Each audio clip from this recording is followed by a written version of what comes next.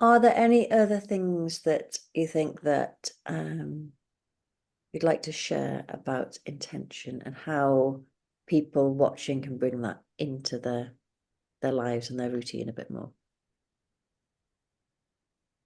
Yeah, you may not be able to be intentional 100% of the day, but just recognizing that intentions matter. Intentions really, really matter, whether they're conscious or unconscious. We have to think of the mind brain interface. And, you can think of the mind as the conductor and the brain as the orchestra. The brain is the physical wetware that sits in your skull. The mind is elsewhere. In fact, scientists can't actually agree where it exists in the brain, but we know that it exists separately from the brain. And, we need to just tap into that. What is the intention? What is the mind telling the brain? Because the brain is the humble servant and it follows instructions. It's trying to keep you safe. It's trying to keep you alive. It is doing its very best for you 24/7. Okay. But fuzzy in, fuzzy out. We don't tell the brain what we want it to do. It will do what it feels is best for you based on a set of assumptions and previous experiences and anticipation of what's going to happen in the future. So the more we can give it some clear instructions, the better. And there's a phrase that my father liked to use, which is you can't guide a stationary vehicle. So if you're sitting still and you're going nowhere, nothing happens. If you set an intention and it isn't quite right, you'll realize at some point it isn't quite right, and that will give you the opportunity to change it for something that is right. So sometimes just, trundle along, set an intention, see where it brings you. And if it isn't quite right, it's just going to point you in the right direction. But keep trundling along. Don't just sit there, like the man on the roof in the joke that I told you earlier, just waiting for something to happen, for a godly hand to just sort it out, like sending an intention out to the universe, but we're not going to do anything. Somebody else is going to do all of that for us.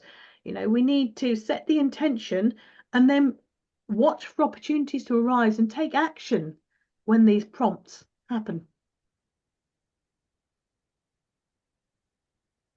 Sounds a lot more sustainable. I'm just thinking about coming back to that earlier question about how this is different to a goal. That setting a goal, you achieve it, you don't achieve it.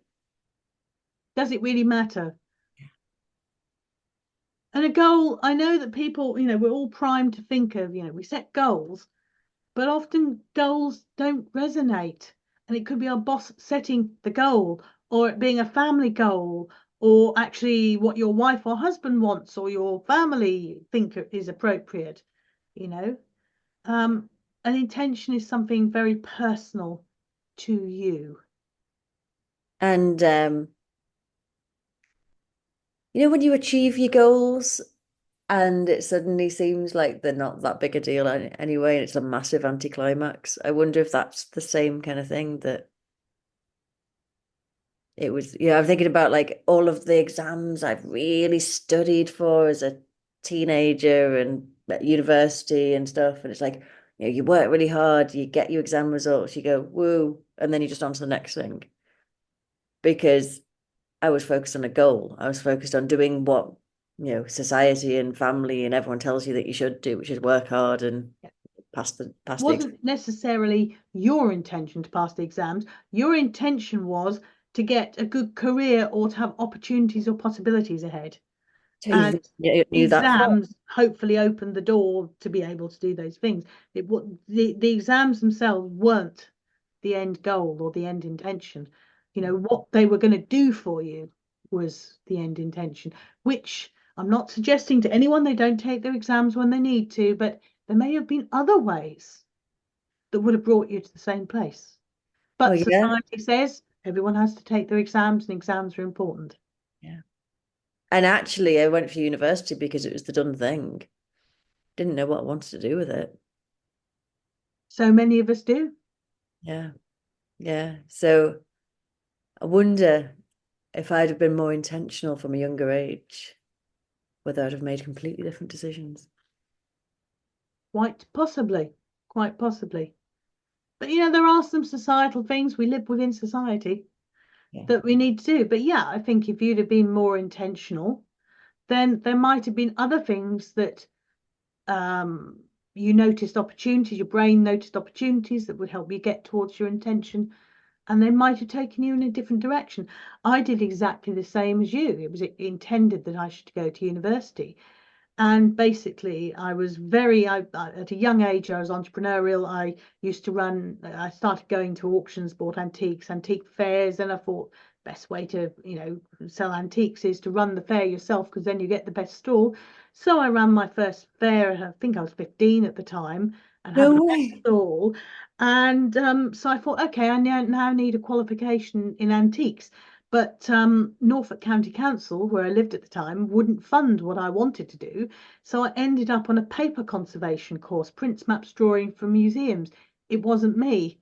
I didn't finish the course.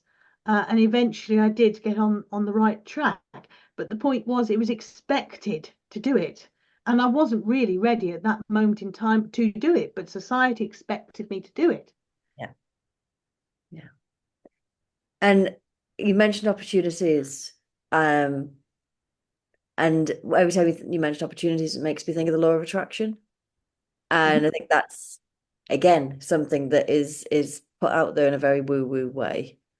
And yet I think when we set an intention, we notice what's already there and we take the opportunities because the opportunities become in line with our intentions. Yep. Or Is we that- notice them because we have set the intention. It may not be in line, but we notice, we pluck the ones that are, that's the brain, working in the background. You've said, I want this, and it's saying, okay.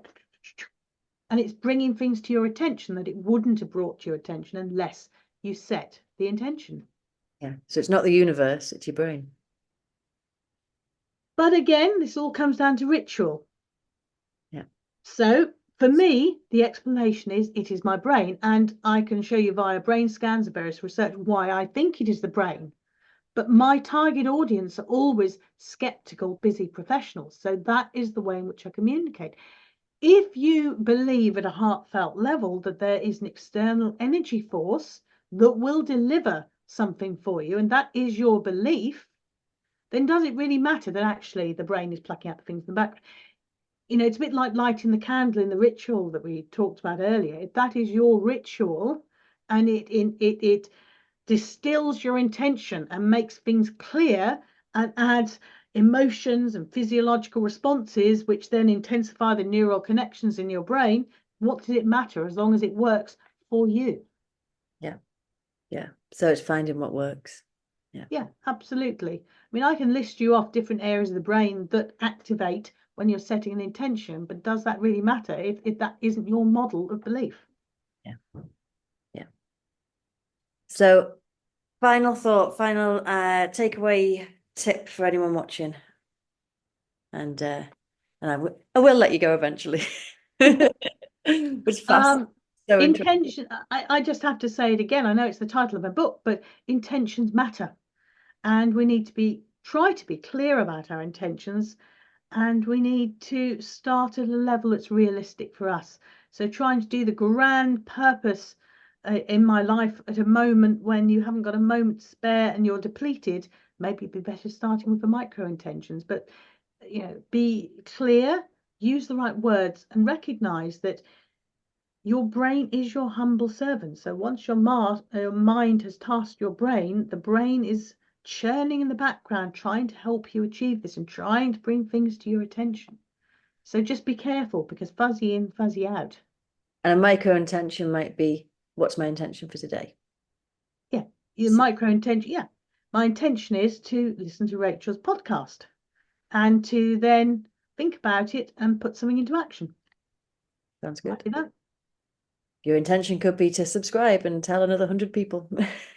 Your intention could be to tell another 100 people, and those 100 people tell another 100 people. Yeah, go for it. Thank you very much. It's been fascinating. It's a pleasure.